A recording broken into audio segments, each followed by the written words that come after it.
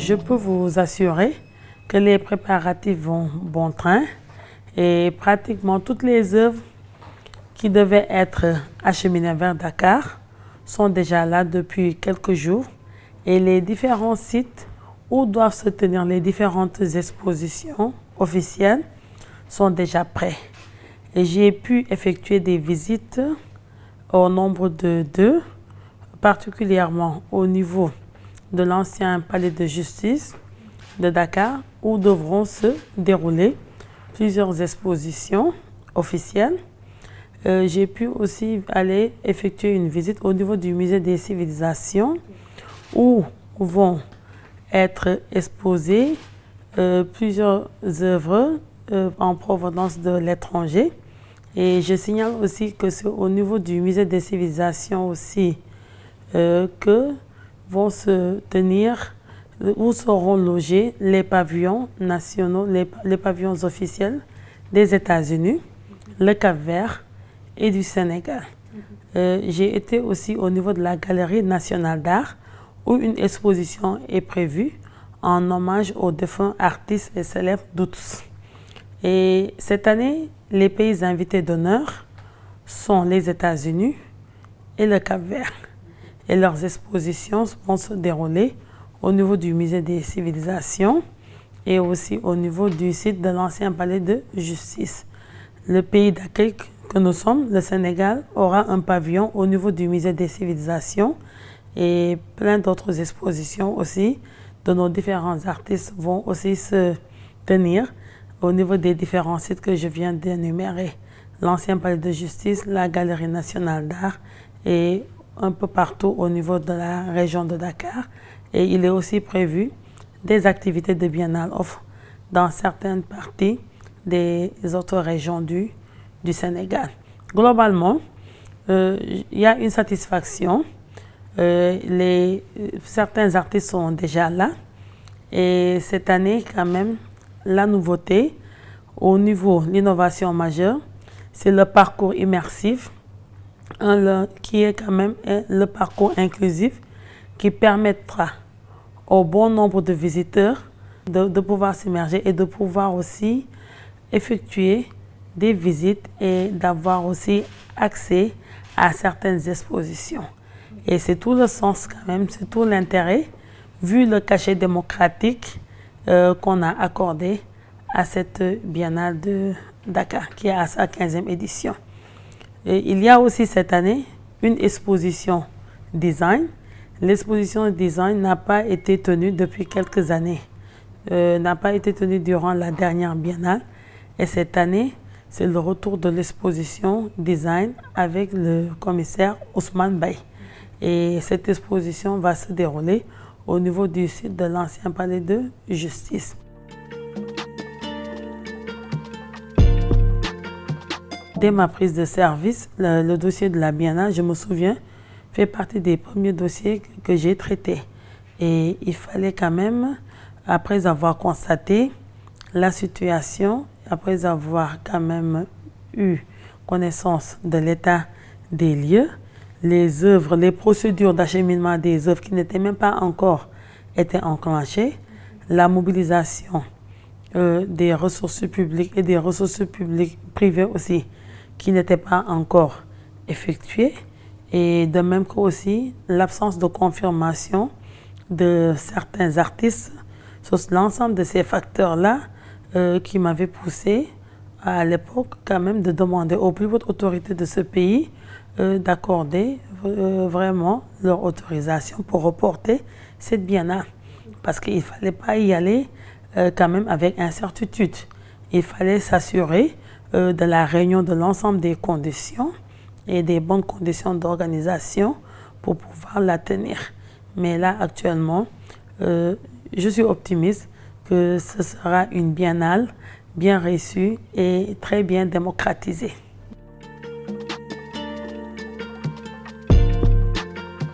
Dès que j'ai pris service, pratiquement, ce n'est pas tous les services, mais beaucoup de structures quand même ont connu des missions d'inspection de l'IAF, de l'inspection aux affaires administratives et financières. Et c'est des missions qui se poursuivent jusqu'à présent. Et la Biennale aussi, en tant que service public, structure de l'État, qui gère des fonds publics destinés à la mise en œuvre de certaines actions aussi, ne pourra pas être en reste. Et actuellement même, la Biennale même, il y avait même une mission d'audit qui était orientée vers la Biennale et la mission est en train d'être poursuivie jusqu'à la fin même de l'activité. Et peut-être même, cela nous permettra même d'enchaîner avec même la gestion de cette Biennale qui arrive, qui se tient sous notre magistère.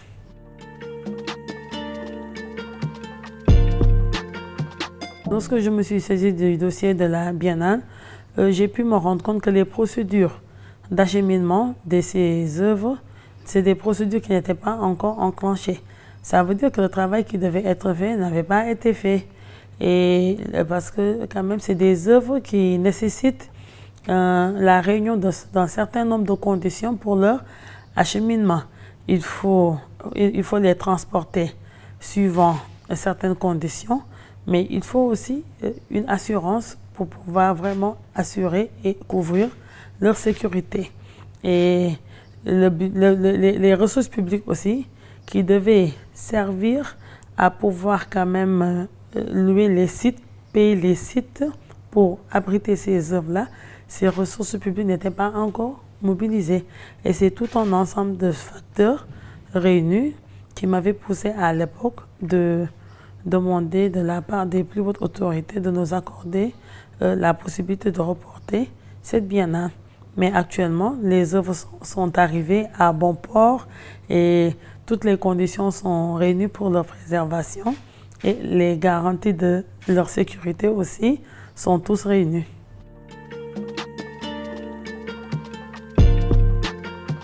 La Biennale quand même de Dakar, c'est un service public. C'est un service public et je l'ai rappelé tout à l'heure que c'est jusqu'à présent que c'est l'État du Sénégal qui est le principal financier de la Biennale de Dakar. Mais n'empêche, à côté, il y a le secteur privé qui souvent apporte une contribution, même si j'estime que c'est faible jusqu'à présent. Et au-delà de tout ça, la Biennale de Dakar, c'est un événement africain, c'est un événement aussi international, mondialisé. Et c'est aussi un aspect de notre diplomatie, en s'appuyant sur le levier culturel. Et c'est une question, quand on parle de diplomatie, ça renvoie à la souveraineté.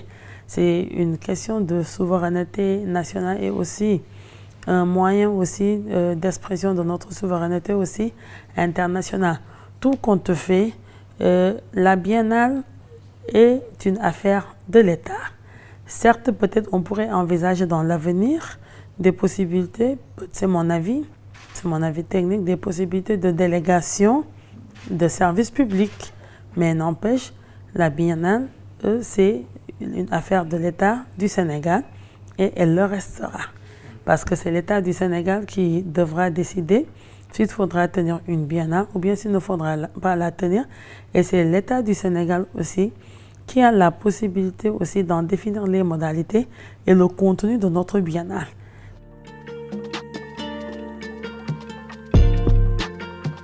Cette année, l'État du Sénégal a déjà mobilisé 1,5 milliard et quelques pour cette année.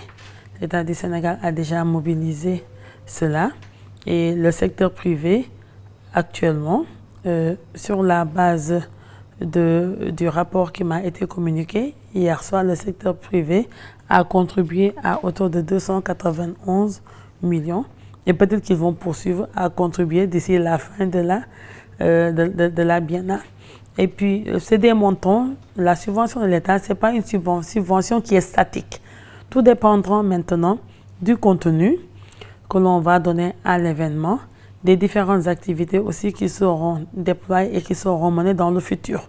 Parce que déjà, cette année, il y a une orientation qui avait été donnée, c'est le fait de pouvoir démocratiser cette édition pour que la Biennale ne soit plus perçue comme une affaire réservée à une certaine élite, que la Biennale ne soit plus perçue comme une affaire de luxe, ou bien que la biennale ne soit plus perçue comme une activité qui n'est pas une activité au regard des populations sénégalaises, une activité non importante. Et là, nous allons tendre vers les éditions à venir dans 2 ans.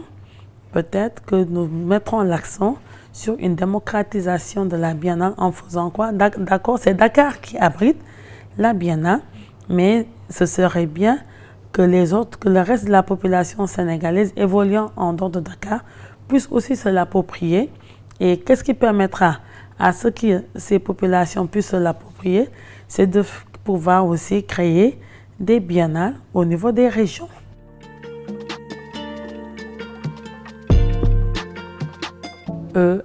À date, dans les rapports financiers, l'état des lieux qui m'ont été communiqués, il n'y a pas encore une contribution de la ville de Dakar.